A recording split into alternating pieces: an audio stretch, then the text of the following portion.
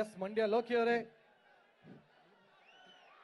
ನಾವು ಮಾಡೋ ಸಿನಿಮಾ ನೋಡಿ ನಮ್ಗನ್ನ ಬಟ್ಟೆ ಕೊಡೋ ನಿಮ್ಮೆಲ್ರಿಗೂ ನಾನು ಎಂದೆದಿಗೂ ಚಿರುಣಿ. ಈ ವೇದಿಕೆ ಮೇಲೆ ನಮ್ಮನ್ನು ಕರೆತಂದಂತ ಕಾಟೇರ ಚಿತ್ರತಂಡಕ್ಕೆ ನಾನು ಋಣಿಯಾಗಿರ್ತೀನಿ. ಆಗ್ಲೇ ನಮ್ಮ ನಾಯಕರು MLA ಅವರು ಹೇಳಿದ್ರು, ಕಾವೇರಿ ನಮ್ದು, ದರ್ಶನ್ ಅವ್ರು ನಮ್ಮವರೇ, ಕನ್ನಡನ ನಮ್ದೇ, ಇಲ್ಲಿಂದೇ ಉಳಿಸಿರೋದು. ಕನ್ನಡ ಚಿತ್ರರಂಗ ಇವತ್ತಿಗೆ ಈ ಮಟ್ಟದಲ್ಲಿ ಇದೆ ಅಂದ್ರೆ ಇಲ್ಲಿ ಜನ ಸಪೋರ್ಟ್ ಮಾಡಿರೋದಕ್ಕೆ. 10 ಗಂಟೆ ಆದ್ರೂ ಇಷ್ಟು ಜನ ನಿಂತಿದ್ದೀರಿ. ನಿಮ್ಮೆಲ್ಲರ ಈ ತಾಳ್ಮೆಗೆ ನಾನು ಎಂದೇ ಋಣಿಯಾಗಿರ್ತೀನಿ. ಯಾಕೆ ಅಂದ್ರೆ ಬದುಕಿದಾಗ ಮನ್ಸಲ್ಲಿ ಎಷ್ಟೇ ನೋವಿದ್ರು, ಸತ್ತಾಗ ಸಮಾಧಿ ಕಟ್ಟ ಕಾಸಿದೆ ಇದ್ರು, ಕುಡಿಯಕ್ಕೂ ದುಡಿಯಕ್ಕೂ ನೀರಿಲ್ದೇ ಇದ್ರು, ನಿಯತ್ತಾಗಿ ಬದುಕೊಂಡ್ ರೈತ ಒಬ್ನೇ. ಈ ದೇಶಕ್ಕೆ ಭೂಮಿ ತಾಯಿ ಆಗಿದ್ರೆ ರೈತ ತಂದೆ ಆಗಿರ್ತಾನೆ.